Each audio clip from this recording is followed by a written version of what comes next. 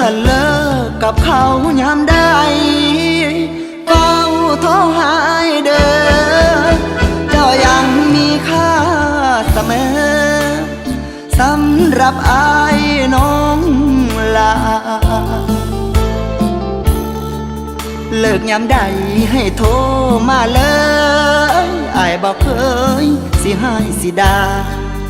อายสิเป็นยารักษาแผลใจนี้ให้กับเจ้า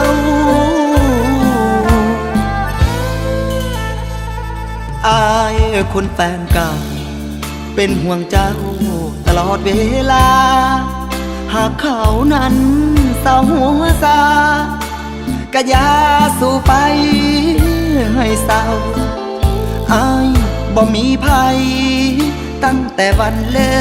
กกันกับเจ้า